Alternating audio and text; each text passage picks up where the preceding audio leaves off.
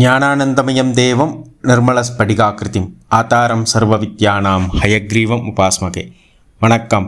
ALP ஜோதிடர் உங்கள் லோகநாதன், பெங்களூரிலிருந்து.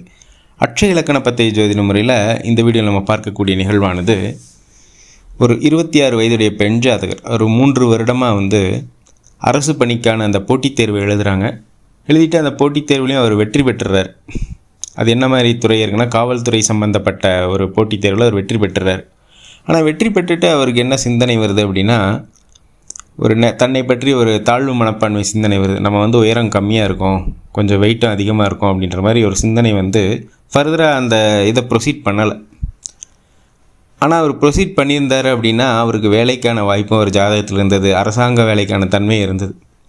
ஏன் அவர் ப்ரொசீட் பண்ணலை அப்படின்னு பார்க்கும்பொழுது, அந்த நெகட்டிவ் திங்கிங் தான் நம்மளால் இதை பண்ண முடியுமா அப்படின்றது. இந்த நெகட்டிவ் திங்கிங் அப்படின்றத நம்ம பொதுவாக ஒரு இடத்துல பலன் கேட்டோன்னா இது சொல்லுவாங்க, இது அமைப்பு இருக்குன்னு சொல்லுவாங்க. பட் அந்த நெகட்டிவ் திங்கிங்கை நம்ம எப்படி இதை உணர்றது? நமக்கு தான் அந்த நெகட்டிவ் திங்கிங் வருது, நம்ம அதை கடந்து போகணும் அப்படின்றத அட்சய இலக்கண பத்திய ஜோதிட முறை படிச்சிங்கன்னா கண்டிப்பாக தெரிஞ்சிடும்.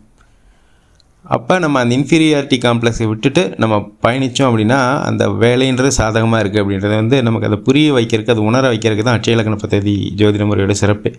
இதை நம்ம எப்படி சொல்கிறோம் அப்படின்னா, இந்த ஜாதகர் பிறந்தது மகர லக்னத்தில் பிறந்தார். ஜனன லக்னம் மகர லக்னம், 26 வயதிற்குரிய அட்சய லக்னமாக வந்தது. மேஷ அட்சய லக்னம், அஸ்வினி 4ஆம் பாதத்தில் பயணிச்சுட்டு இருந்தார். ஒரு கடந்த 3 வருடமாகவே அவர் போட்டித் தேர்வு முயற்சி பண்ணிக்கிட்டு இருந்தார் அப்படின்ற மாதிரி சொன்னாங்க.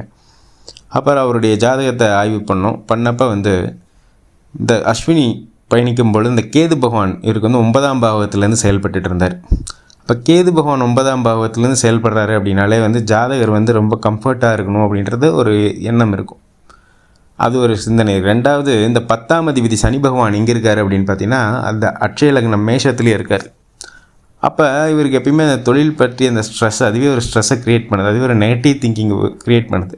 ஆனால் வேலை நல்லா இருக்குன்னா அவருடைய ஜாதகத்தை ஆய்வு செஞ்சு பார்க்கும்போது வேலை நல்லா தான் இருக்குது. அப்போ இந்த நெகட்டிவ் திங்கிங்னாலேயே அவர் ஃபர்தராக ப்ரொசீட் பண்ணல, எந்த முயற்சியும் பண்ணலாம், முயற்சியும் தடை பண்ணிக்கிட்டார், எந்த சூழ்நிலையும் அவர் கவனிக்கல சரியா. அப்போ இதை நம்ம எளிமையாக சொல்லிட்டோம். இப்போ அவர் அந்த நெகட்டிவ் திங்கிங்கை கடந்து வந்திருந்தாருன்னா இருக்கக்கூடிய அந்த அரசு பணியை அவரால் எடுத்துக்க முடியல. இதனால தான் ஒவ்வொருத்தரும் படிக்கணும் அப்படின்ற மாதிரி நம்ம சொல்கிறோம். இந்த நேரத்தில் அட்சய இலக்கண பத்திய ஜோதிட முறையை உருவாக்கிய மதிப்பிற்குரிய புதுவுடைமூர்த்தி ஐயா அவர்களுக்கு என்னுடைய மனமார்ந்த நன்றிகளை சொல்லிவிட்டு, நமக்கும் நல்ல சிந்தனை சூழ்நிலை வாய்ப்புகள் அமைய எல்லாம் வல்ல இறைவனை வேண்டிட்டு மீண்டும் ஒரு ஏஎல்பி முறையிலான ஜாதக ஆய்வில் உங்களை சந்திக்கும் வரை உங்களிடமிருந்து விடைபெறுகிறேன். நன்றி, வணக்கம்.